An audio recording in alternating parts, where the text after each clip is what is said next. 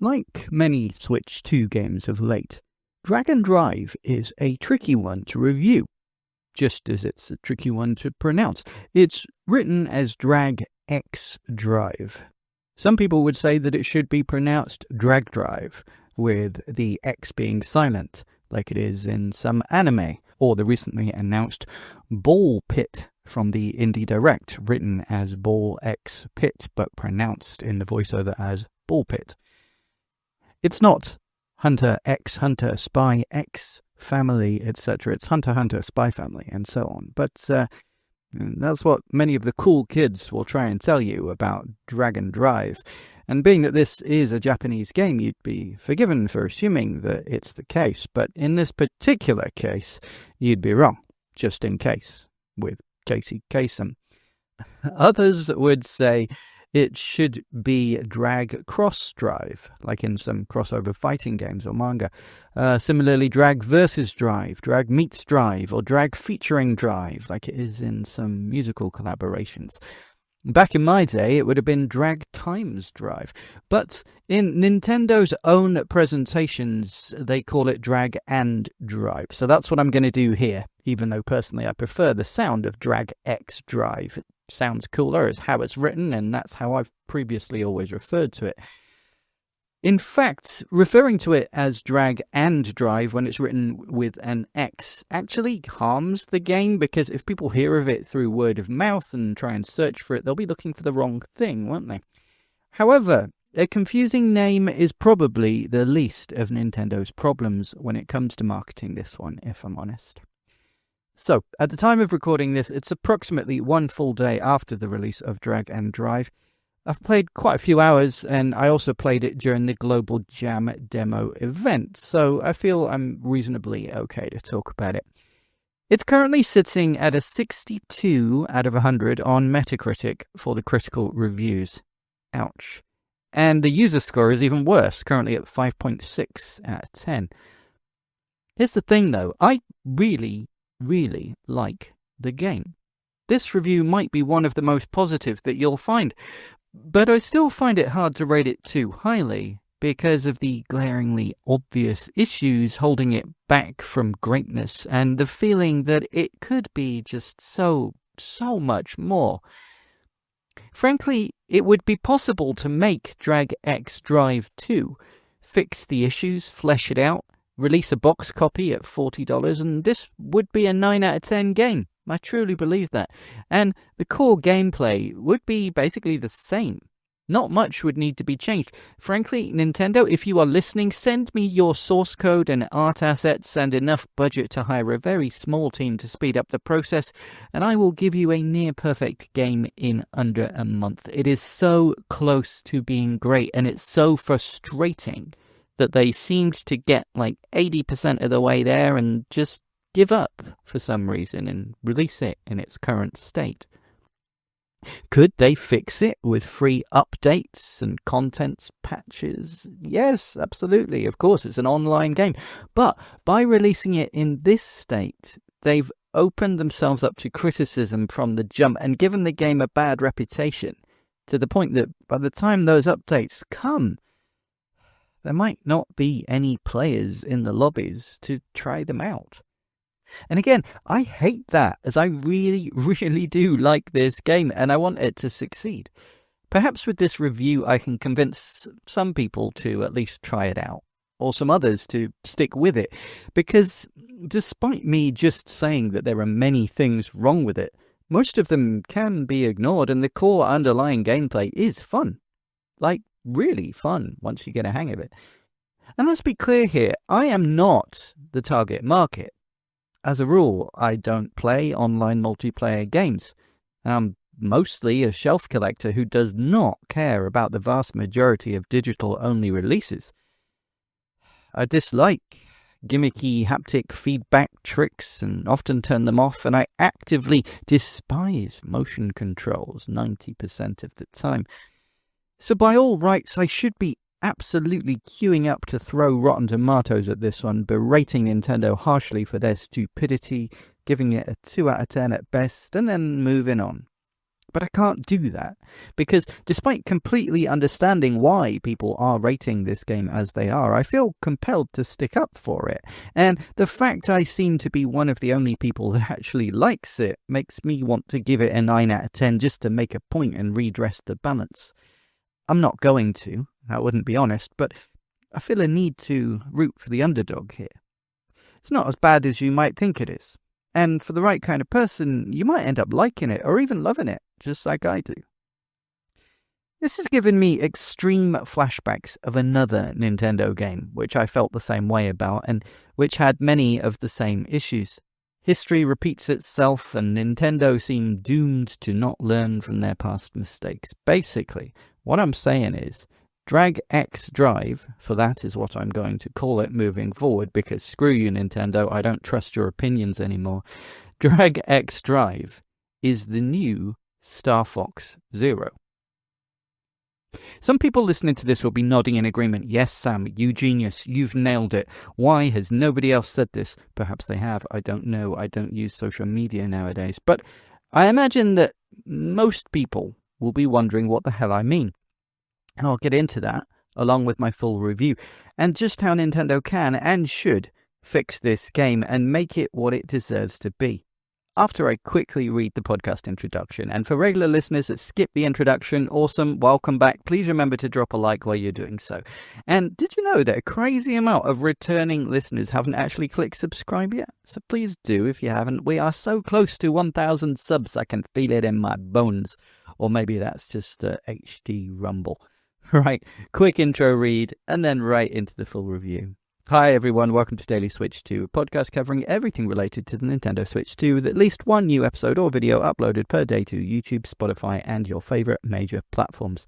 My name is Sam. I've been a gamer since the 1980s. I've worked in the entertainment industry since I was a teenager, including as a games journalist, producer of gaming documentaries and shows, and I'm even programming multiple indie video games, including 4, which will be released on the Switch and hopefully Switch 2. So be sure to subscribe and follow the show for the world-exclusive news on those as they drop. However, I'm a gamer and Nintendo fan at heart, and this podcast is purely a passion project for me to talk about the stuff that interests and excites me about this new system. It's not monetized or funded by any entity, it's completely unofficial and unbiased so that I can give my full, frank, honest opinions. So, if you want to support me or just find out the best places to get these free daily updates, or to join our free members area where you can talk to me and leave suggestions and take part in monthly free giveaways to win official Nintendo prizes, all links are in the bio and at linktree/dailyswitch2, that's linktr.ee/dailyswitch2. Thank you so much, and back to the episode. Right, so Drag X Drive, Drag X Drive. For those not in the know, what is it? Well, it's essentially to basketball what Rocket League is to football, soccer, kind of.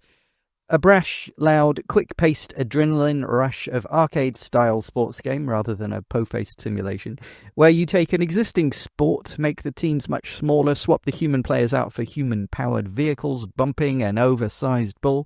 You give everything a futuristic metallic sci-fi sheen, add customization options to change your vehicle, add a pretty deep and very satisfying trick system with complex moves for skilled players to learn while still keeping it accessible enough for new players, create fun arcade-style challenges, and then make servers so you can hopefully find a never-ending stream of matches against other human players, with each match only lasting a few minutes and thus being a great quick dopamine rush distraction to come back to regularly. While Rocket League is football, but placing the human characters inside futuristic sci-fi cars, Drag X Drive is 3-on-3 basketball, but placing the human characters inside futuristic sci-fi wheelchairs. Pretty neat idea. It's a digital-only game, $20. It's out now. Okay, so far so normal sounding really, a cheap eShop game, download only, fun idea, not executed perfectly evidently, but what's the big deal? Why so many hysterical reactions to the middling reviews? It's just a $20 game after all. Sure, Rocket League is a huge worldwide phenomenon, but it's not like there hasn't been a million pretenders to that throne which have fallen by the wayside. How important can a single eShop sports minigame be to the Switch 2 anyway? Well, pretty important as it happens, because this isn't just one of hundreds of random eShop games. This is a first-party Nintendo game.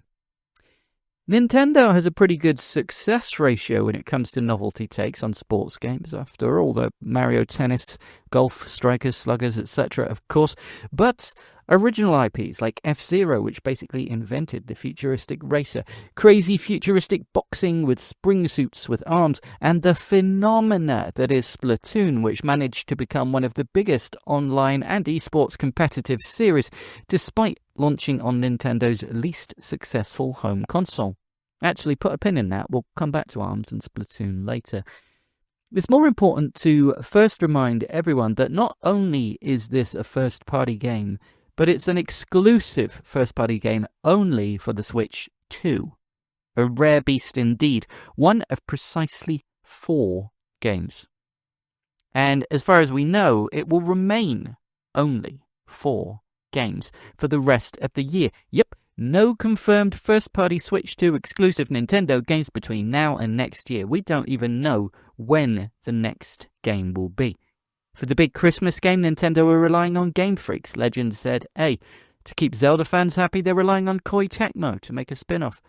Sure, we have Metroid 4 on the horizon, but no date for that, and it seems unlikely to be released soon. They previously said 2025, but there have been countless delays. They've skipped every recent opportunity to give a launch date, and the end of the year is coming up soon-ish. What else is there? Kirby's Air Ride? We've seen nothing of that except the announcement trailer, and in any case, that's a second-party game, not first. Splatoon Raiders is first-party, but other than being announced, we've seen and heard precisely nothing. Yes, we have Mario's 40th anniversary coming up, and you might assume something big is on the way, given what a big deal they made of the 35th anniversary, but they're leaving things so late, it seems likely that the only things we could reasonably expect is a re-release or remaster of a previous title, like the rumoured new Super Mario Bros. Collection, an update to 3D All-Stars, perhaps adding Galaxy 2, and or the inevitable eventual Nintendo Switch 2 edition version of Mario Wonder. Of course, it is possible we'll get a Nintendo Direct randomly announced full of huge titles and announcements, but that looks significantly less likely now that they've announced the ZA console bundle to replace the Mario Kart one. So, for the foreseeable future, what are Nintendo specifically personally offering to persuade people to drop a minimum of $450, and let's face it, in reality much more, for their latest Wonder console this Christmas? 4 games. Except one of them is Welcome Tour, not really a game, and it's over in under an hour anyway. So 3 games. The first was Mario Kart World. A good game, for sure, but not without controversy. Many people prefer the previous Mario Kart, complain that the current version seems somewhat empty or unfinished, waiting for presumed updates, but costing $80, the most expensive game Nintendo has ever released. And many fearing that the updates that may improve it are likely to be paid DLC, further increasing the price of entry. Or even that updates may make the game worse, like some people feel that some of the changes to the online modes have. A good game, yes, but not a slam dunk that makes everyone want to buy the console right away. Faring better, of course, is the second game, Donkey Kong Bonanza, a truly unique experience only available on Switch 2 and pretty much universally acclaimed. I'm personally biased, it's probably my favourite game ever, certainly out of the last 2.5 decades, but for most people, is a single 3D platformer enough to make them splash the cash? Nintendo needs to keep these big titles coming out, so what is their next first-party game? Drag X Drive, and that is it. I've already said in the introduction that this game is getting absolutely panned by both critics and the general player base. So what does that give us? 4 titles only, none on the known horizon. 1 game, 25% is great. 1 game, 25% is decent, but overpriced and somewhat a work in progress. And 2 games, 50% of Nintendo's entire exclusive first-party output for the foreseeable future are digital-only throwaway experiences that people are literally laughing at. It's not great, is it? Sure, people will point to the Switch 2 edition games, a nice stopgap for sure. I personally am really excited for the new Kirby content, and if that Mario Wonder edition actually happens, I'll be pretty psyched, honestly. But small expansions to old games are fun for existing owners, but they aren't going to be enough to persuade people to buy a new console to play them. And B, even when you think that Switch 2 editions are going to be easy smash hits, Nintendo have shown that they can still completely fumble the bag. What the hell was going through their mind with how they handled, or mishandled, in my opinion, Mario Party Jamboree TV? That should have been such an easy win, but I still can't even begin to understand the decisions that they made there. Completely half-assing the release, yet trying to charge new users $80 for a disjointed, unpolished, confusing mess of an experience. Such a shame as well, because there is an amazing game underneath there. Mario Party Jamboree on the Switch 1, probably the best Mario Party game. I know I'm sounding very harsh on Nintendo here, but it comes from a place of love and of concern. As I said, for me personally, Donkey Kong Bonanza is more than good enough to justify the console's existence. I'm extremely hyped for Pokemon Legends ZA, and unlike seemingly the rest of the world, I actually do like Drag X Drive, and I wish more people felt the same way that I do, because an online game is only really as good as its player base. Much as I might personally get the urge to randomly boot it up and play a quick match, if no one else likes the game, or no one even bothers to buy it in the first place, the lobbies are going to be empty. And sadly, as a single-player experience, there's not going to be much left over for me. But we'll get into that in a minute, because we need to get into the second reason why this game is important to Nintendo. You see, Nintendo used to compete on hardware, at least when it came to the home consoles. The NES was specifically designed to be able to pull off the most accurate home port of their smash hit Donkey Kong arcade game, a clear quantum leap from the attempts of competitors Atari, Coleco and Intellivision. Sure, Sega's Master System and NEC's PC Engine were more powerful, but they came later. Sega's contemporary machine was the SG-1000, or 3000, if you wanted the version with a keyboard, which even I, as a fanboy, will admit isn't even worthy to kiss the feet of the Famicom, unfortunately. Sega and NEC started to outpace them with newer tech, so Nintendo came back with the Super Nintendo, bringing in brand new custom graphics and sound hardware rather than off-the-shelf parts, technically outshining the other systems in many ways, even if not entirely convincingly. The attempt was clearly to market themselves at least as the most powerful 16-bit system, doing things the others couldn't, especially when it came to later titles like Star Fox and Donkey Kong Country. Other companies got the jump on them with 32-bit systems, while Nintendo answered back with a 64-bit system, working exclusively with the company making the visual effects for literally the biggest Hollywood blockbusters of the time. And as for 32-bit 3D systems, well, how about they make one of them too, but make it a frickin' virtual reality helmet with actual stereoscopic 3D? Sure, it failed and fell flat on its ass, but they got a VR system on shop shelves only a full 17 years before the Oculus Rift, when technology actually caught up with ambition. Nintendo were limit pushers at this time. When the next gen came around, after losing out to PlayStation and even strong competition from Saturn in Japan, Nintendo went all out to make the GameCube the most powerful home console possible, whilst releasing it at a cheaper price point than all the competition. The custom hardware in the GameCube absolutely smoked the PS2, my beloved Dreamcast, even the OG Xbox in some ways, despite launching earlier and at a much cheaper price point. However, despite being beloved nowadays, once again the GameCube failed in the mass market compared to its competitors, and at that moment Nintendo realized that the profitable thing was no longer trying to compete on the latest and most powerful custom designed hardware, but instead to look at what had always worked for them in their handheld division. The original DMG Game Boy was 8-bit, black and white or pea soup green, no backlight. Many competitors came and went with far more powerful hardware. Color screens, backlit, faster processors, sometimes even 16-bit, often being able to play the home console games on the go, just like the Switch does nowadays. But the Game Boy won out by being the most affordable system, keeping things simple to have the best battery life, and concentrating on making a steady stream of fun games and unique experiences specifically designed to make the best use of the hardware and designed to work portably. Iterating slowly through the pocket, the light, the color, the advance, SP, in every gen there were vastly more impressive rivals from other companies, but Nintendo won out by using cheap, off-the-shelf parts, a generation or two behind, but affordable and available at scale, and using them to make fun pick-up-and-play experiences.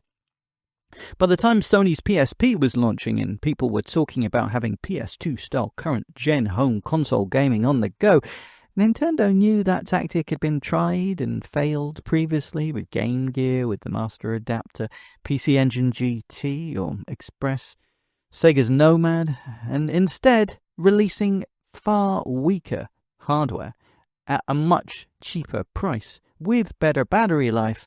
And rather than trying to compete on power, they innovated with trying to find ways to create unique experiences that would add something new to the games. 2 screens, a touchscreen, a microphone, the ability to hold it sideways like a book for certain cerebral experiences that will appeal to people not used to game consoles, expanding to a wider potential audience.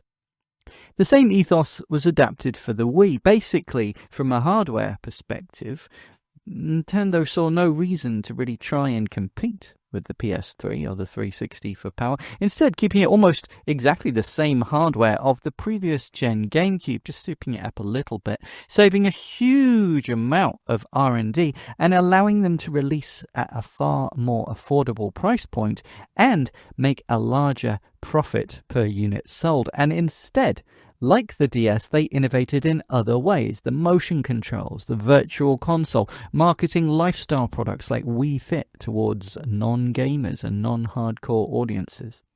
They knew that the hardware being weaker didn't matter if the games or experiences were good enough. Sure, it's much weaker hardware, but I don't think that anyone would argue with a straight face that Mario Galaxy, for example, can't hold its own for quality when held up against maybe The Last of Us or Halo 2. Games are what matters at the end of the day, and even if software attachment rate wasn't as high as they would have liked as far as console sales, the Wii absolutely flattened the PS3 and 360. And with Sony trying to chase the best possible portable graphics, the PSP Vita was a costly follow-up that died a quick death, while the DS continued to just iterate on the same hardware with the Lite, XL, DSi, eventually 3DS, 2DS, while Sony bowed out entirely.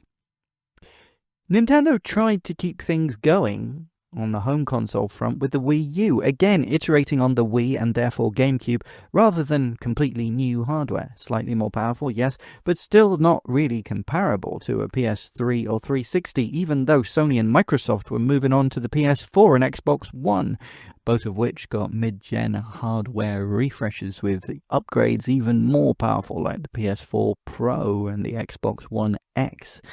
Again though, Nintendo wanted to win out by offering unique uses of affordable tech, innovative controls and gameplay methods, bringing the second screen, touchscreen and microphone of the DS to their home console, keeping and expanding on the motion controls of the Wii, and sadly pretty much all of these innovations were actually barely used, and much like the eponymous 3D of the 3DS, by later in the system's life, even Nintendo's own first-party titles were mostly ignoring them and just trying to make a more traditional gameplay experience.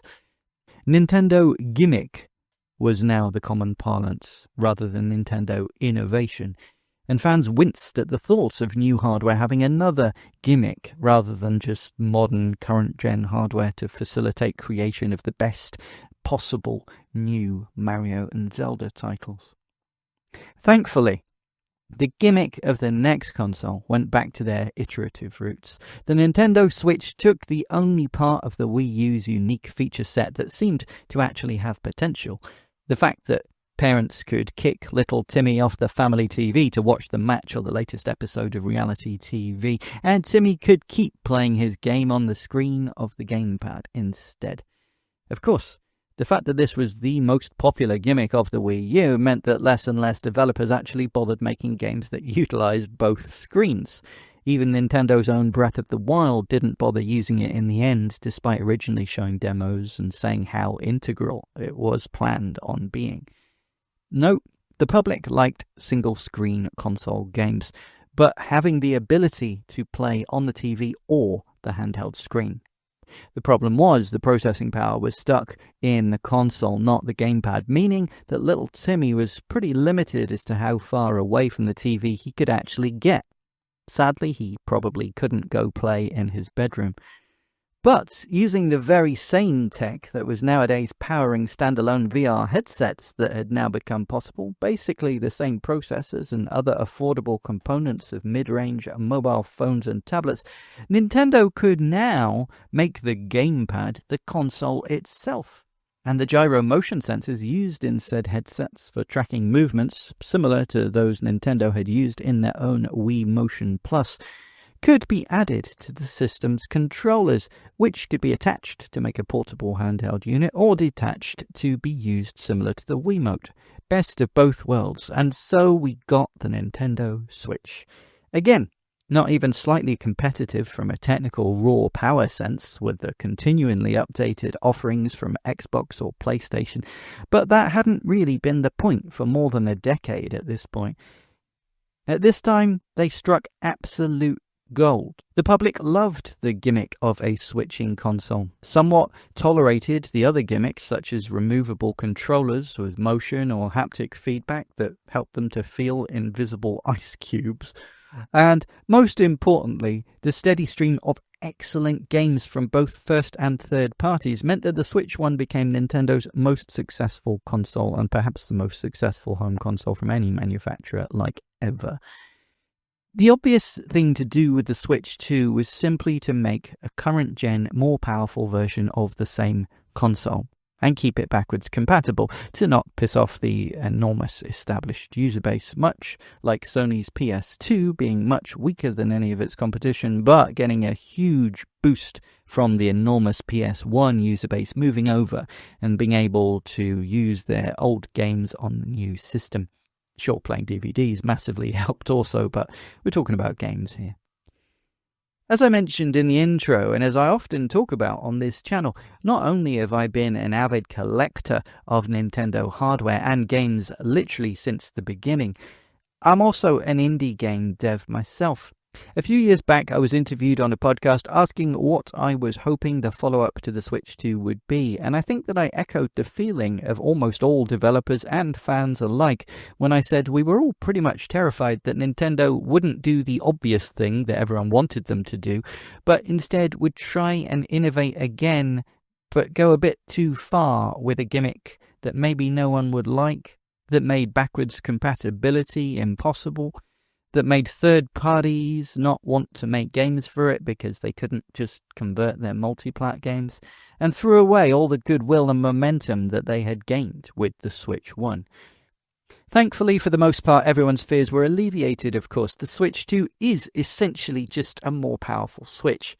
It's mostly backwards compatible, and while it does have unique hardware features that Nintendo want to really show off and insist are the main reasons to buy, rather than just having better graphics or a faster processor. The problem is, what none of us had really predicted is the price. Perhaps because they felt like they had to use new hardware rather than whatever they could find cheaply. Perhaps because of ever-changing world circumstances, as they call them. Perhaps because they got cocky after the success of the Switch 1 and just think they can charge what they want. It's likely a combination of all three, to be honest, but the Switch 2, its games and accessories are priced way higher than would render a quick impulse purchase or an obvious birthday present for little Timmy to upgrade his existing console. The public needs multiple, unmissable, exclusive games to justify a purchase. Unfortunately, Nintendo has already admitted that they're having trouble making games quickly enough. Mario Kart World, Donkey Kong Bonanza, Metroid Prime 4, these are all games started many years ago, originally planned for Switch 1. They don't have the luxury of having a previously failed console. Weird as it may sound, the failed Wii U was an incredible boon to the Switch 1 because they could re-release Wii U games in a barely improved version for Switch, and to most people they would be brand new titles. They are trying the same now with Switch 2 editions, but one look at the sales figures for the re-releases shows that this tactic isn't working. And while they're nice to have, they aren't persuading many Switch 1 owners to upgrade, especially to play slightly improved versions of games that they've already been playing for years. Perhaps in desperation because of the lack of upcoming titles, or perhaps Nintendo's own pride in being the innovative gaming company and not wanting to admit that the Switch 2 is basically more of a Switch Pro than a Super Switch, they are really trying to lean into what makes the Switch 2 unique, things it can do that the Switch 1 can't. Trouble is, other than improved graphics and faster load times, which aren't really innovations, are they? The best that they have to offer as unique selling points for Switch 2 are the online features, webcam, game share, game chat, essentially Discord or FaceTime, hardly a real innovation, supposedly improved haptics, though the PS5 already has completely nailed that, and perhaps the biggest thing, or the only thing that's left over really, is mouse mode. Now, I've got to admit that when I first saw the hintings of mouse mode in those very early hardware previews, I was mostly unimpressed. Sure, I understood that having the ability to include mouse controls would mean that certain PC games could be easily ported, like we've seen with Civ 7. Okay, great, but it didn't look very comfortable, and while it's kind of neat to be able to claim that the Joy-Con makes these experiences possible, surely most people will prefer to just keep them attached and use a USB mouse instead, just as most people will prefer to use a Pro controller rather than detach the Joy-Cons and use them on their side or in the puppy grip. Immediately, my mind went to Mario Paint, a game that I loved on my SNES back in the 90s, and actually the first time I used a mouse properly. I didn't get a modern PC at home until after that, and my school was still on the 8-bit BBC systems from Acorn, which were keyboard only, just like the Commodores that I'd grown up with. Having that on Switch Online might be cool, so I thought. Perhaps even a new modern sequel. But really, nowadays everyone who wants to make digital art already does so on their laptop, tablet, or phone. Perhaps Mario Maker 3 would work better with a mouse, just as the touchscreen-focused Mario Maker on Wii U had worked better than the Switch version. Again, though, a niche use case only, hardly a system-selling thing. It's a feature that seems like a neat thing to talk about in what makes the system innovative, but one that for most people will read like a gimmick that they won't actually use much, if at all, especially as better methods of control are readily available. And let's be honest, even if a Joy-Con on its side turned out to be the best, most comfortable and ergonomic mouse, somehow, do people really want to play mouse cursor-based point-and-click things on a home console? Even less likely on a portable console that many want to essentially just be a modern-day Game Boy Advance. If you want cursor-pointer controls, why not just use a trackpad like a Steam Deck or even a modern PlayStation controller? But the more promotional material Nintendo put out about the new console, the more they leaned into mouse mode, as they were now calling it, being a really big deal. One of the major features of the console, in fact. They mentioned it far more than upgrades in graphics hardware, processing power, or memory read-write speeds. I didn't quite get it. But then they showed a demo of Drag and Drive, or Drag X Drive. They showed using two mice at once, in an interesting way, that actually made sense to me, and I thought, oh, wow, that's actually something that I wouldn't have thought of myself. That's kind of neat. For those that don't know, Unlike Rocket League, where you control the cars with pretty standard joypad controls, for Drag X Drive you detach both Joy-Cons and each one basically becomes the rail for each wheel of your wheelchair, and you control with motions very similar to how you actually move and steer a wheelchair IRL.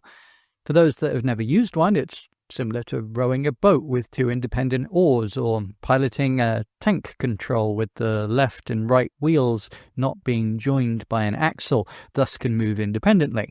Push both sides forward to move forward, both backwards to move backwards, just the left forward to turn right, just the right forward to turn left, or move one side forward and the other side backwards to spin on the spot and turn quicker. Technologia, the power of physics.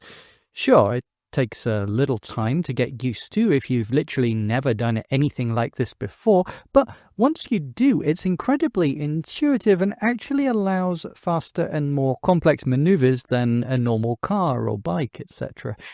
Actually perfect for a fast-paced sports game featuring vehicles. And moving two mice in exactly the same way as your player character needs to move the wheels is a pretty neat idea.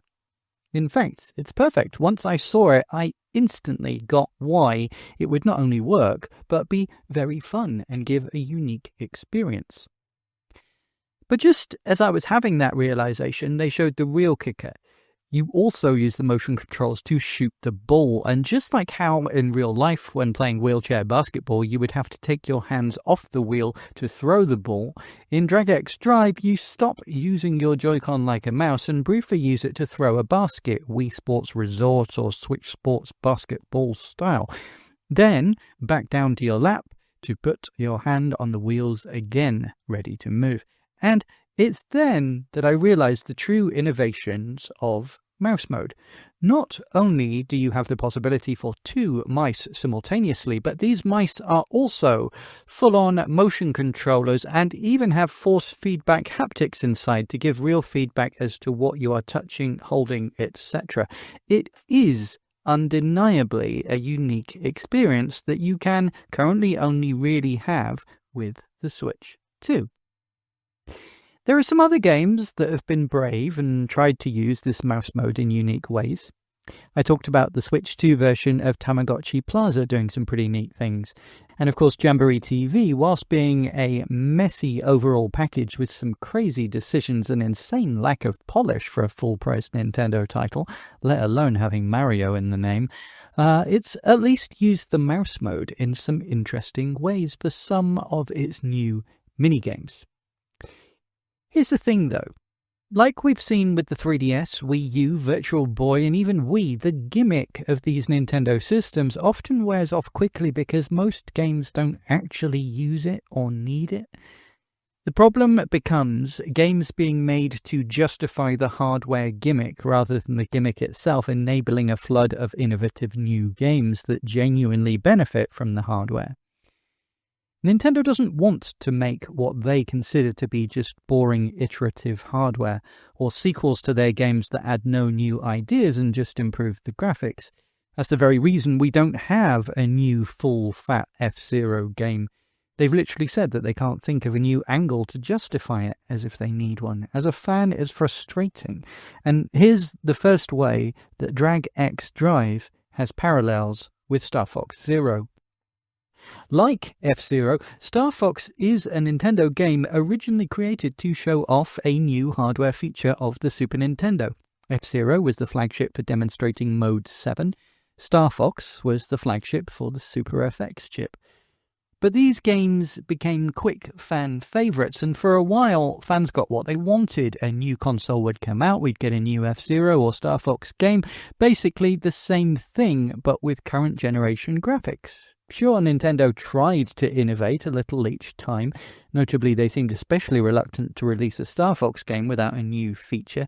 But was it really the Rumble Pack, the on-foot exploration, the stereoscopic 3D, etc. that people liked about the subsequent games? No, they liked flying their R-Wing and seeing their favourite characters shoot bad guys, all rendered with new, fancier graphics. Being that Star Fox didn't get an entry on the Wii, Fans like myself were elated when a new game was announced for the Wii U, and it looked beautiful. HD, colourful, smooth frame rate. For those of us that had their mind blown back in '93 with flat-shaded polygons and single-digit frame rates, this is what we were all imagining in our heads as we were playing. A dream come true. But it's Nintendo. The Wii U was a failing console. Its unique hardware gimmicks were not convincing the public to buy, and they wanted to justify them and show that they'd been right all along.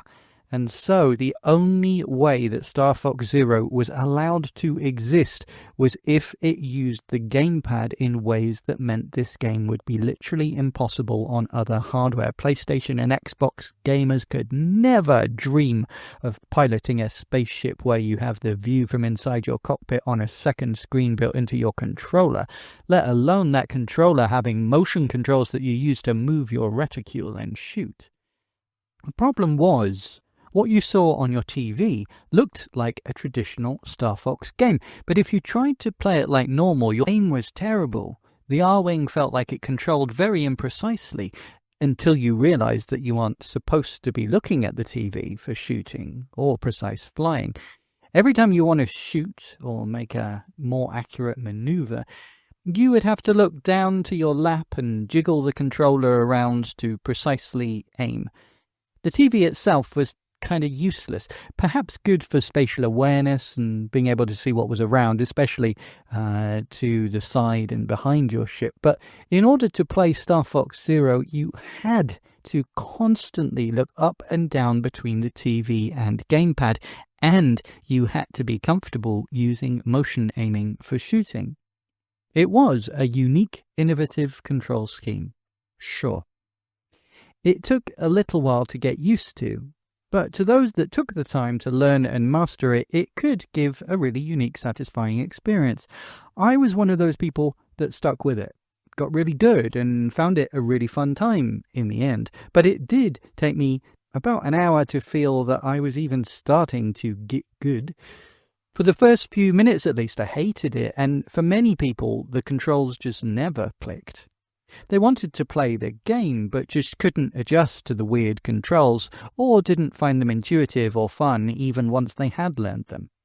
Friends coming round to my house just wanting to pick up and play immediately to try out the latest Star Fox game?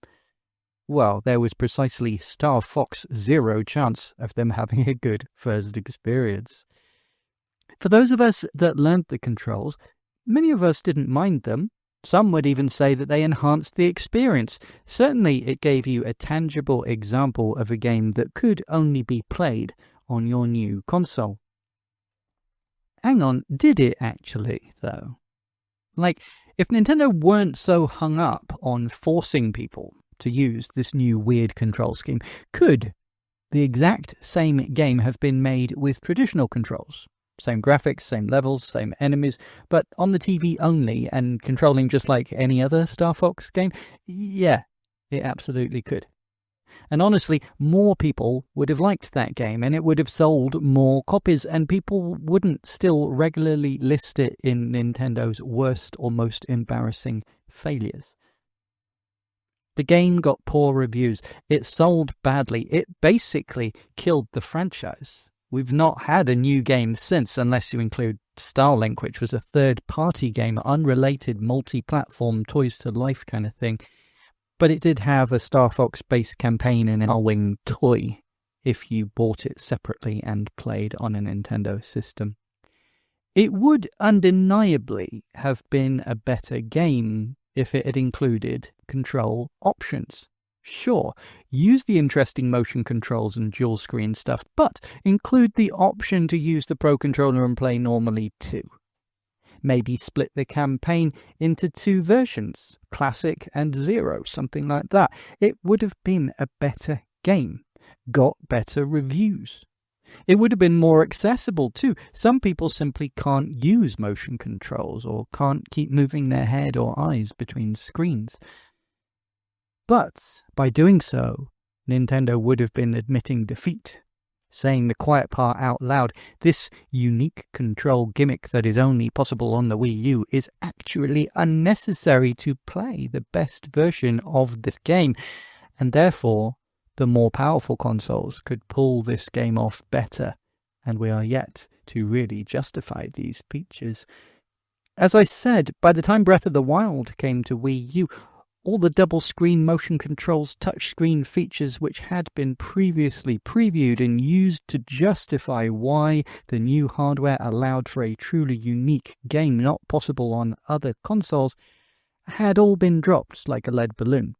And Wii U Breath of the Wild launched simultaneously with the Switch 1 version, single screen and all.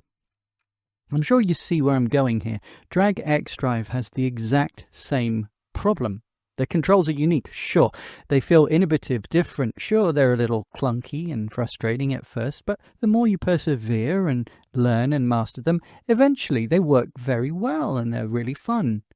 But for some people, they will either not be able to master them, not want to spend the time practicing, or even possibly take the time to master them but still end up hating them, just not finding them fun.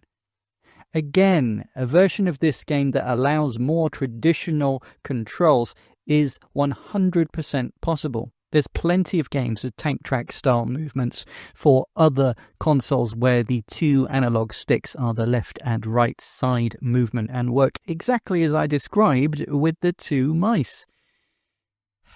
Then the shooting and trick controls could be mapped to the shoulder or face buttons just like any other basketball game. Some people don't want to wave their arms around to shoot a basket. In fact, pressing a button or pulling off a special combination move is equally tactile, more responsive, and actually more accurate. Sometimes motion controls won't register what you intended to do. And for a competitive sports game, that is a bit of an issue. And again, there's the issue of accessibility, which is kind of ironic for a wheelchair game. In fact, that's my biggest problem. The main one that stops me just giving this game a 9 out of 10 out of spite for the negative reviews flooding a game that I actually really like and find really fun. For me, it's the biggest, most inexcusable issue. And we'll get to that in just a moment. But the next big thing that people seem to complain about in reviews is the graphical style. People say, this is bland, it has no personality. I see where they're coming from, but I beg to differ. Yes, my initial thoughts when seeing the first preview way back when was that I liked the idea but hated the grey metal brutalist style. It all looked a bit grim, dark, dystopian future without the colourful, cute, appealing Nintendo charm. In my review of Shadow Labyrinth, the Pac-Man spin-off game, I liked the ideas and I wanted to enjoy the game, but the art style was so unappealing to me personally, it zapped my motivation to keep playing.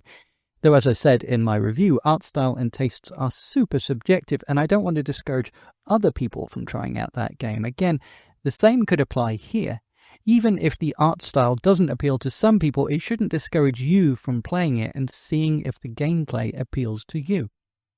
But for me, personally, I actually think that this graphical style is kind of cool and pretty appealing for the most part. I love the fact that the stadium has a glass ceiling and you can see that outside it's nighttime with colourful neon lights and the city's skyscrapers and signs. The court itself has constant animating neon-coloured indicators and markings. The wheelchairs leave coloured trails like the vehicles in Wipeout. The fireworks and celebrations when points are scored, the fact that you can customize your player with fun stuff like headphones or cat ears on your helmet, change the color of different parts of your armor and chair, change the texture of the metal so the lights reflect on it differently. Now, would I like more options? Of course. Mario Kart style unlockable stickers would be really cool, for example. I'd like more colour options too. My own favourite colour is a kind of bright neon pink, and that would totally pop in this game, but for some reason we currently have no pinks at all. These are all things that I think could be easily added. There is a constant, very light volumetric fog, which gives beautiful cinematic look to all the courtside lights to go through it. It's actually a pretty neat graphical style, and as far as personality, The motion controls of both arms, along with the TV-style push to each player before the match to allow you to wave, emote, jump, or whatever, is really fun, and it allows you to feel genuinely part of the match. I think the main problem people are having with what they perceive as a lack of personality in the graphics is probably less about the style itself, and more that despite the relatively hectic and kinetic 12-player characters present during the stadium, there's no audience. And despite the TV-style presentation, there's no commentary. So the huge expansive stadium feels empty and the matches feel somewhat inconsequential. I think simply adding a reactive crowd and an optional commentary, or at least an excitable announcer at the beginning and end, would go a long way to make this world feel more substantial.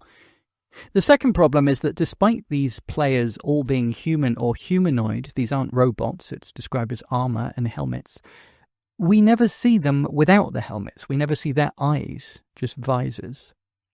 A lot of the reason that people latched onto Splatoon, despite it initially launching in a pretty bare-bones state, is that people liked the squid characters and felt intrigued by them and their world. Just add some pre-built CPU teams with characters that start without a helmet, talk some trash before the match, and then put their helmet on.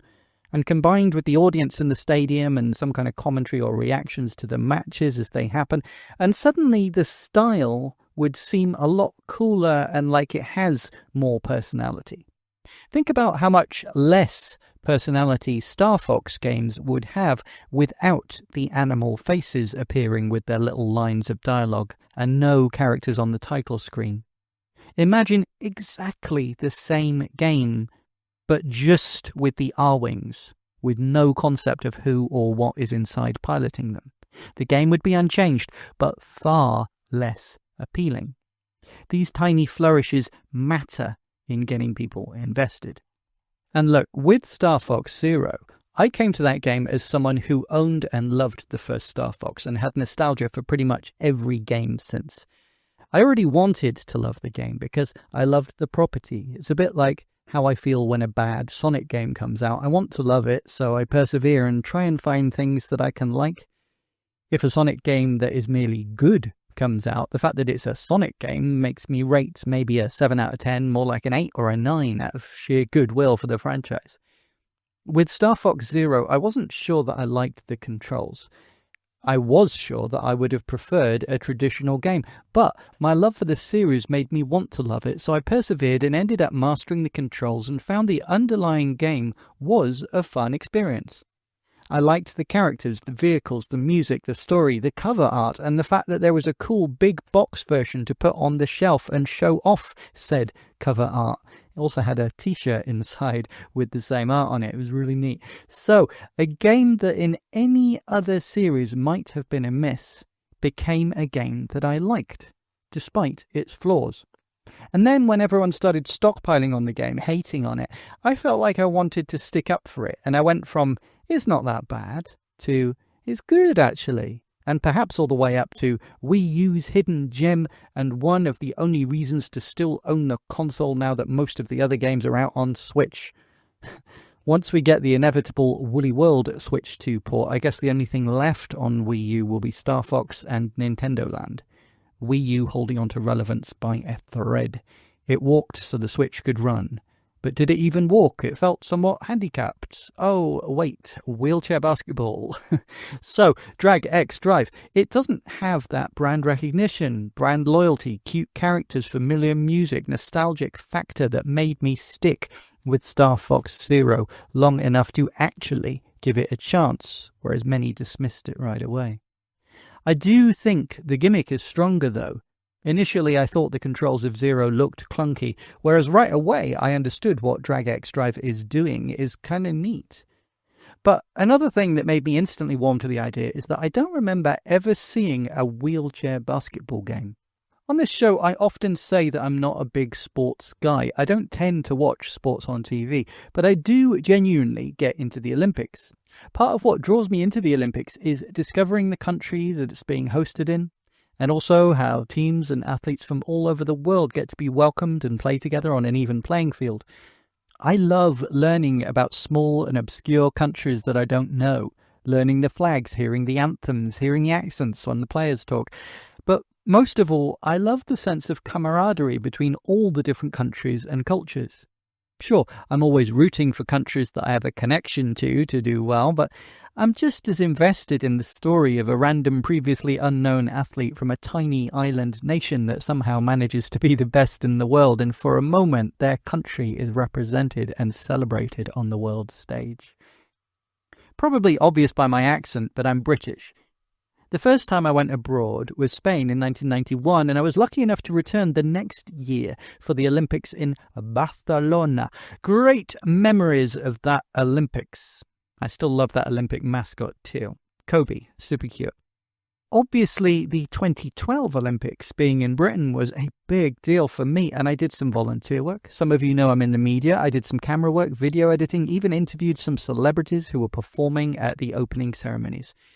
Many of you will know that nowadays I mostly live in France, and I'm a big fan of the country and the culture, and I'm working towards one day hopefully getting a dual nationality. So I was very happy to be here during the Paris Olympics and was lucky to get to attend the opening ceremony and see the return of Celine Dion, stood on the Eiffel Tower performing for the first time in public after her tragic illness. I absolutely loved how the Paris Olympics were handled. And I'm a huge fan of the mascot, the Phryges, based on the Frisian caps, symbols of the revolution, freedom, equality, fairness, collaboration, friendship. I love those little guys. I collect them, in fact. Even have a limited edition Frige handmade in France with recycled materials by disabled workers, one of only 250 examples. Pride of place on my bookshelves, protecting and overlooking my ever-growing French language library. But for me, the one thing I love even more than the Olympics is the Paralympics. For me, the spirit of acceptance and inclusion that made me love the Olympics is even more represented by the Paralympics. And as a British person, I'm really proud that they originated in Stoke Mandeville in Britain, and was extremely happy and moved when the French organisers brought in a new tradition of the Paralympic flame from now on, always now starting its journey in Britain. And the way the French media spent just as much time celebrating the British origins of the Paralympics as they did the Greek origins of the Olympics was moving to me. They made a point of producing exactly the same amount of Paralympic merch as Olympic merch, including my beloved Phryges. The exact same amount of coverage on TV, etc. as well, and the French people really came out in support. We have a family friend who is a multi-medalist Paralympic athlete, and from speaking to a few para-athletes, I've heard that they were delighted that this was the first Paralympics where the stadiums were just as full for the Paralympic events as they were for the Olympic events. I was just so happy and moved throughout the whole thing. And for someone who doesn't like sport, I will always remember Paris 24 as one of the greatest times of my life. It's difficult to explain just what a great, positive, proud and supportive attitude I felt throughout the whole of France during the events. I travelled throughout several regions at the time for my work, everywhere from major cities to small country villages and mountain towns. Everywhere there were Phryges and flags in every window, and the people were happy and especially welcoming of me as a foreigner who spoke a little of the language. It was awesome. So, obviously, I was super happy when I saw that Nintendo, a company that I love, was making a wheelchair basketball game. And not just a boring simulation that would only appeal to a very niche audience, but a whole new IP from Nintendo, no less. A cool, unique arcade-style spin, futuristic, cool designs. I saw many disabled people being really happy for the representation, but in a unique, cool way that could appeal to everyone in the same way that Rocket League appeals to non-football fans and supporters alike. But the fact that the extreme lack of any kind of control customization means that many people with disabilities or different abilities or special needs themselves won't actually be able to enjoy this game? even those in wheelchairs? It's frankly not only upsetting, but astonishingly stupid. This needs to be fixed now. Yesterday, in fact. It should never have been even considered for a public release without full accessibility options. Heck, Mario Kart has options to basically make the game play itself if you want. So just literally anyone can join in and have fun no matter what age, no matter what special requirements. Nintendo obviously do think about these things sometimes. But somehow it gets forgotten in their wheelchair-based game. And probably just to keep up that same pretense that Star Fox did, shooting themselves in the foot and releasing a game which will be worse received and get negative reviews and less sales, all to try and insist that the novelty control scheme is in fact essential, and therefore the game justifies the hardware gimmicks of the console. Except they don't, do they? How many other games on the Wii U used the same control scheme? How many of the top 100 games on that system even utilized both screens simultaneously in any meaningful way that couldn't be replicated on other single-screen consoles? And with the new Switch too, how many of the current 100 or so announced games absolutely require mouse mode to be playable? This might be the only one, and there's a reason for that. Firstly, the gimmicky, non-cursor-based uses are probably only good in short bursts, minigame-style novelties without much depth, and which don't require full accuracy. And, crucially, which are Nintendo Switch 2 exclusive. Most third-party devs will want to make games that they can also release on PC, PlayStation, Xbox, hell, even the Switch 1. So it's likely that any mouse mode features will be kind of tacked on gimmicks rather than the whole game, just like we've seen in games like Puyo Puyo Tetris. But even more crucial, even for Switch 2 exclusive games, of which there's not very many by the way, most people want to play their Switch portably. Some exclusively, others maybe half and half, but if a game forces you to remove both Joy-Cons, there's no way to play it with the Joy-Cons attached unless you pay $100 to get another pair, I suppose. You can only play in tabletop mode or preferably docked. There is no way to play a dual mouse mode game portably without rigging some kind of crazy contraption to wear around your neck with scaffolding to hold the screen out in front like those one-man band dudes used to hold their harmonica. And despite Nintendo's history of making a table stand for their VR helmet, I don't think even they would go that far. It's just a flawed concept to only allow the motion controls, fun and intuitive though they may be. I'm sure Nintendo would claim that adding normal traditional joypad controls would make the games unfair. Okay, but isn't that like admitting that the controls you're trying to force are a handicap? Ironically, given the theme. But even so, just separate online lobbies for those playing with each control method. Simple. If they do this, the game will be instantly, significantly more praiseworthy for many, many people. I worry that after all these negative reviews that it's already too late, but if they're quick and publicize the heck out of the changes, along with a substantial content update, they could save the game yet. And we'll get to that. But yeah, content. This is where the game reminds me of Star Fox Zero once again.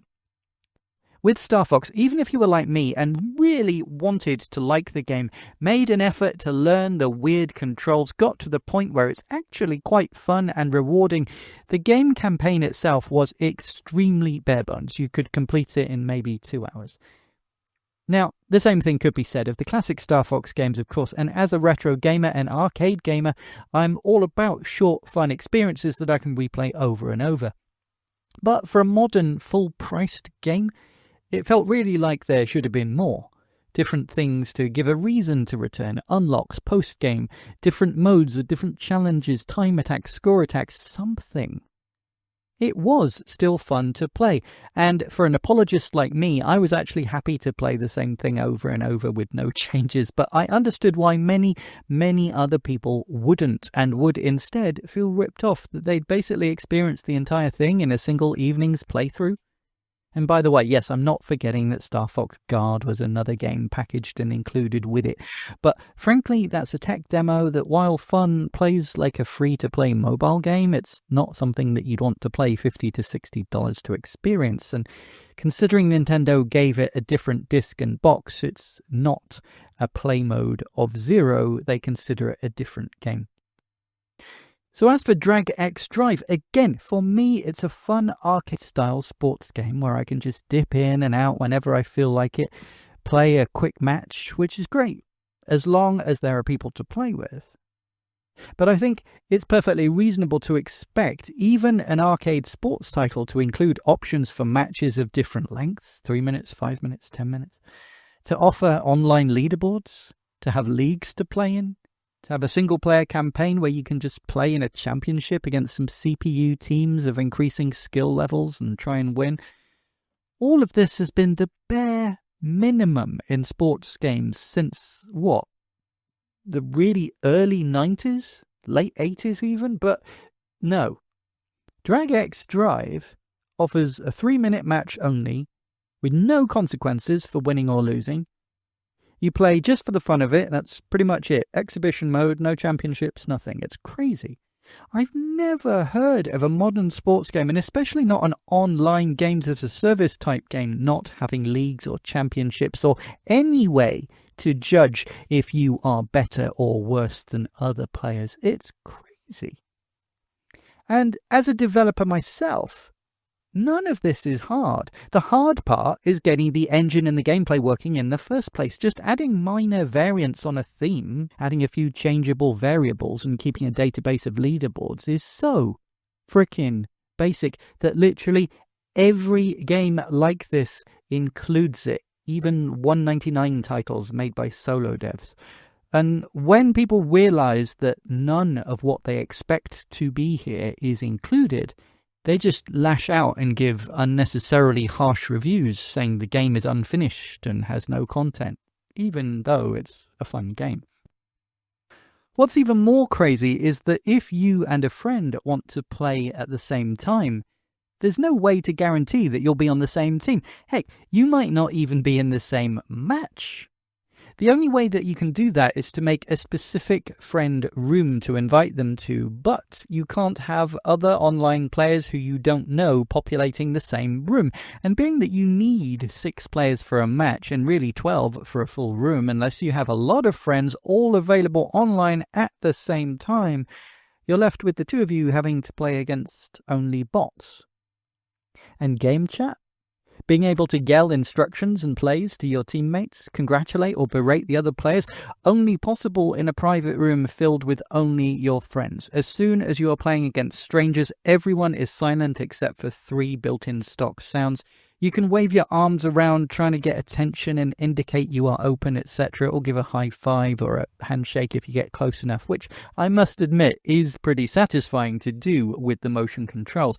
But having had a very brief high school basketball career, not because I was particularly sporty, mind you, just because I was tall, I know that being able to communicate with your teammates is a huge part of playing a satisfying game. I understand Nintendo is worried about protecting the children from COD-style trash talk, but come on, add adult-only rooms behind a parental lock or something. Again, it's an easy fix to a problem. The coding is already done, just remove the restrictions.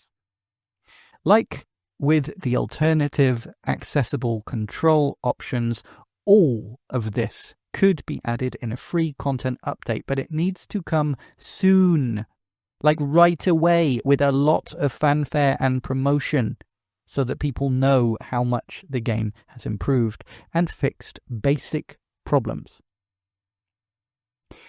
This would all be unimportant to me, and I could just shrug it off as Nintendo making a stupid decision if the game itself was bad, if the gameplay wasn't fun, if there weren't sparks of genius in there. But here's the thing. If you are able to use the controls, if you don't care about leagues or progress and just want a quick exhibition-style match to pass some time playing against strangers online or even against bots offline, this is good. Actually, scratch that. It's not just good, it's really good. Great, even. Once it clicks with you, it's really fun, really rewarding, and despite what you might assume by how bare-bones the presentation of the game is, the sport itself is really quite deep, really well designed, and really rewards true mastering of the game. So let's talk about it. Now, on this channel, I fairly regularly say that I'm not a big sports game player, but there have been occasional sports games that I've got really into and played a lot. For my tastes, at least, basketball makes a pretty great video game, and there have been a few that I've really got into over the years. I've mentioned before that I was a big player of the very first original NBA 2K on the Dreamcast, for example. And I've already mentioned it here, and I talked about it a little bit in my coverage of the Partner Direct when talking about NBA Bounce, that I really love NBA Jam, and back in the day I bought and played several different games in that series and had a ton of fun with it. Probably my most played version was the 32X version of TE, a legendary game. I often mention how there was a very brief window in time where if you owned a 32X, you were eating good. But sadly, it burned out even quicker than the Dreamcast. Anyway, I like basketball games. I especially like the arcade-style or cartoony basketball games. There were many of them back in the day, and it's a genre that I feel is somewhat missing nowadays. So I was happy to see NBA Bounce, and even happier to see Drag X Drive in recent announcements. But as I also have mentioned in the past, while I'm not a big sports guy, but I do enjoy arcade sports titles, I really love extreme sports games, skateboarding, snowboarding, anything where you get to do tricks and combos and pull off cool hyper-real stuff. My favourite game of all time is actually Nights into Dreams, which is essentially the ultimate extension of the gameplay philosophies of all of those types of games with a unique setting and art style tacked on. But Tony Hawk's, SSX Tricky, these kind of games are my jam. My NBA jam, so to speak. I already thought that it was heckin' cool that Nintendo were making a wheelchair basketball game. Making it an arcade-style 3-on-3 game made it even cooler. Setting it in a futuristic hyper-sports-style alternate universe with unique art style was even cooler than that. But this is no mere 3-on-3 basketball. You play in a large stadium with 2 courts next to each other. 2 games are able to be played simultaneously, 12 players at once, 6 in each match, 3 on each team. The fact that they are happening side by side doesn't really affect the gameplay too much as long as everyone sticks to their own match, which you don't have to. But having 2 balls and 12 players moving around makes everything very kinetic and interesting, and things feel alive. I love it. Sometimes you can just sit on the sidelines and watch the other players playing a match. It's pretty cool. But what makes it really cool to me is the courts are sunk down into the floor and it's all set up like a skate park. The court edges are half pipes which you can run up and down to gain speed, trick off of, roll up the edge to speed up to the other side of the court. I don't think I'll ever get tired of going super fast up a half pipe, gaining huge air, spinning around like doing skateboard tricks, and then dunking into the basket, setting off a bunch of fireworks. It is so cool. Even just doing a bunny hop and shooting at the top of it feels incredible and satisfying, especially when you pull it off mid-match. There's also racetracks, ramps, obstacles, all kinds of cool stuff in and around this stadium. It's not just matches. There are races, either against other players or chasing the ball. There are obstacle courses for weaving in and out of cones or trying to hit ski slalom-like flag rings. It's futuristic space age in style, and you're challenged to go through rings without missing any. Again, I'm really not reaching when I say that this game has several ways in which it is similar to Star Fox. There's all kinds of one-player challenges that you can do to get some trophies. At first, these seem really difficult, almost impossibly difficult, but after playing some matches, when you return, you'll find that your grasp of the controls has subtly improved. It's quite satisfying. There are 3 types of wheelchair, subsequent armor on your player, basically small, medium and large player builds, each of which has slightly different stats for speed, strength, etc. And you can unlock different looking helmets and armor and customize them with different colors and different textures to the metal. This might all sound like I was wrong when I said that there's a lack of content or variety, or that there's no reason to play. No, there is a commendable amount of variety in what is here, the stuff that you wouldn't necessarily expect. But you can complete all these challenges and unlock absolutely everything in just an evening of dedicated play. The more important stuff that would keep you coming back, like taking part in a league or trying to get onto the leaderboard for tricks or points or whatever, all the basic stuff that you would expect isn't here. It's nowhere to be seen. I kind of want to use the same word that I used in conjunction with another one of Nintendo's recent releases, Jamboree TV. The seemingly obvious stuff. The things so obvious that literally everyone just assumes that they will be there simply aren't, for no good reason. And like Jamboree TV, it is baffling.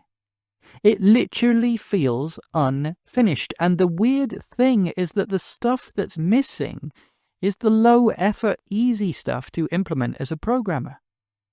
The custom, difficult stuff and original ideas are here, present and correct. And that's why it's baffling, because nobody will care about this stuff that you've spent so long making if you don't get the basics right. And for me, as a super casual sports game fan, even when I do play a game like FIFA, NBA, NHL, PGA, tennis, whatever, it's almost always just me feeling that urge to play a quick game, so I boot up the console, play an exhibition match or two, and then turn it off. I don't usually spend hours or a whole evening, let alone a weekend or a whole week playing matches in a campaign trying to get my team to win the championship or whatever. I come from the times when I mostly cared about literal arcade machines, going into an arcade, putting 10p into a cabinet, playing for 5 minutes and just having fun. To be able to own these arcade experiences at home was a dream to me. In my initial top 10 games for the Switch 2, I included Ridge Racer, an arcade racing game from 1993 with basically only one track, but it's a super fun track that I like to play over and over, and I have been doing so since 93. At least once a month since the early 90s, to this day, I boot up Sonic 1 on the Mega Drive/Genesis just to play Green Hill Zone and then turn it off afterwards. I'm all for short but satisfying gameplay experiences. The problem for me is that this is an online game. It's not even a free online game or something included with Switch Online. People have to be willing to pay $20 as the price of entry, and once they've unlocked everything there is to see, will they still be playing in a year? 6 months? Even 1 month's time? I can imagine the lobbies are going to be pretty empty pretty soon. And that's frustrating to someone like me that mostly likes to collect physical-only games that I know, just like Sonic 1, I'm going to still be able to boot up in 10, 20, 30, 40 years later if I get the urge to play. This is exactly why I don't like to get invested in online multiplayer games. I don't play Fortnite, Apex, League, World of Warcraft, etc., even though I'm sure that I would enjoy them. Obligatory mention that the Night Elf in World of Warcraft is doing the dance that Alizé created for J'en ai marre. The devs put it in as a tribute to her. Honestly, that should be enough for me to play the game by itself. That's freaking awesome. I know I mention Alizé a lot. I think I mentioned her in my last video, but forgive me, this is a depressing subject matter and I want to have a reason to cheer myself up. And for those that don't know, it's a fitting song for this subject because J'en ai marre is French for I'm fed up. And I am fed up. It's weird, you know. It feels like Nintendo themselves came up with this, liked the idea because it showed off the mouse mode, allowed a small team to work on it, showed it off in the early Direct and Treehouse events, and somewhere along the way they lost faith in it completely and pulled all funding and just told them to release what was made and not bother adding extra modes, options, etc. Just release it digitally only to reduce costs. Throw it up on the eShop at a quarter of the price that Nintendo seem to usually charge nowadays, and then it doesn't really matter if it's half finished with no content. Hell, it's cheap. It's not on shop shelves, so it can't be returned or traded in. People will just move on and quickly forget, and in the meantime it served its purpose as a stopgap between real games that we actually care about. I don't know if any of that is true, but it sure feels like that. And if that's the case, it will be a tragedy and another real bad optics sign of disrespect towards the disabled community who were initially overjoyed and felt seen to have their sport taken seriously and presented in a cool way by the #1 games company in the world. Once again, I'll state that this game has so much potential to be great, if only Nintendo would care. My hope was that Nintendo would make a really good game, fully fleshed out, support it, promote it a lot, like they did with ARMS near the launch of the Switch 1. In many ways, the announcement of Drag X Drive felt like the Switch 2's equivalent of ARMS, the obvious pun being to call it legs. I hope that's not ableist, it's just a silly joke. But seriously, a weird left-field original novelty sports title coming from Nintendo at the beginning of the new console's life to pad out the releases between big names, that is exactly what we have here. Now, sure, ARMS wasn't a huge success, but it was cool and has a dedicated fan base. And crucially, it felt like Nintendo believed in it and supported it properly. It had a full physical release, launched with a decent chunk of content, got multiple decent updates, online play events, etc. Hell, there's even ARMS amiibo figures, for goodness sake. For my money, as far as the idea and the core gameplay, Drag X Drive is a better game than ARMS by pretty much every measure. Every measure but one, in fact. You know what? ARMS lets you choose whether to play with motion controls or a traditional controller. Nintendo, you used to know this stuff. What happened to you? But bigger than ARMS, look at Splatoon. Nintendo created an all-time classic online/esports title that even non-sports gamers enjoy. It has universal appeal, and every new iteration has more and more content, both for online and genuinely good and expansive single-player stuff too. It's grown into one of their biggest franchises and mucho money-making merch machine. But think back to when it started. Splatoon launched on the Wii U, a system almost no one owned. When Nintendo was having money problems and often releasing token games for the handful of people like me who bought the system and still wanted to buy new games and hadn't moved on. But these games often did the bare minimum as far as content. Mario Tennis Ultra Smash will never stop being the go-to example of a WTF Nintendo moment for me. These were the times of Animal Crossing Amiibo Festival. I don't want to talk about it. It's still raw. And Splatoon launched with almost no content. A full-priced retail game about as bare bones as an experience as it could possibly be at launch. But the underlying gameplay was good, and Nintendo believed in the idea. They kept expanding on it more and more, and by the time the Switch came around, we got Splatoon 2 and its expansions, Splatoon 3, and now we have Splatoon Raiders on the horizon for Switch 2. I mentioned it at the top of the review of one of only basically 2 first-party games that we have on the horizon for Switch 2, albeit with no confirmed release date for either of them.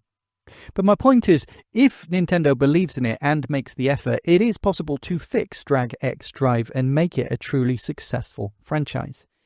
But they need to do damage control, and fast.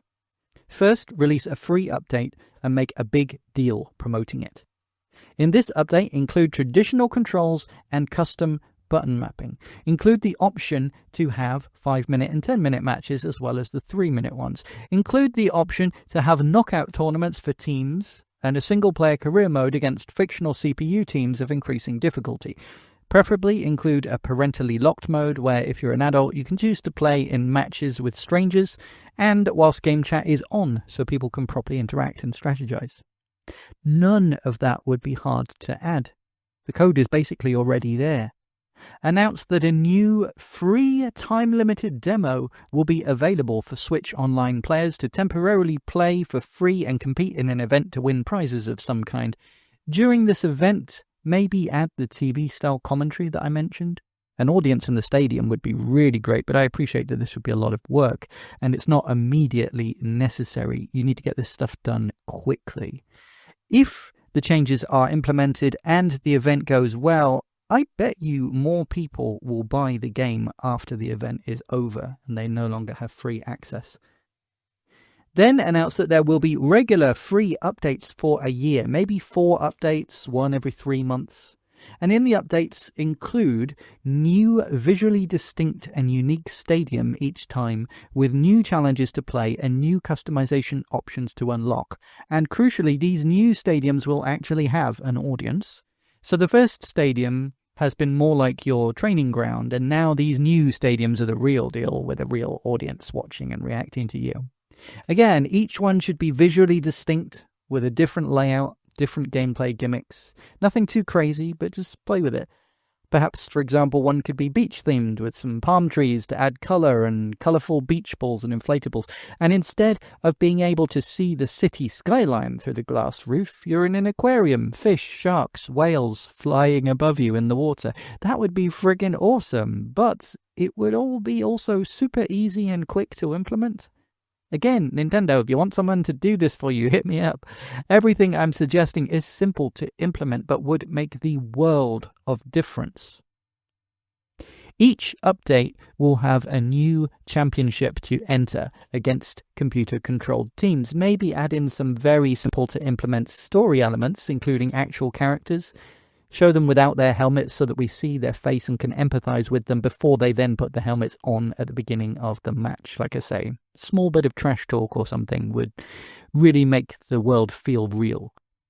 Make an announcement that once all 4 content updates are out, the game will essentially be feature complete and you will release a permanently available physical copy with all content on the cart.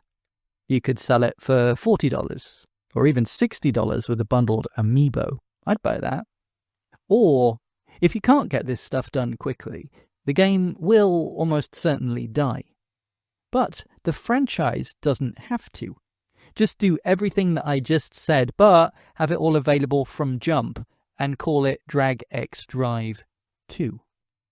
And there we go. I fixed Drag X Drive. You're welcome. And if that was how the game was released, I would be confident in giving it a 9 out of 10, no cap, and saying it's one of the best games available on the system right now. And who knows, all of this might happen.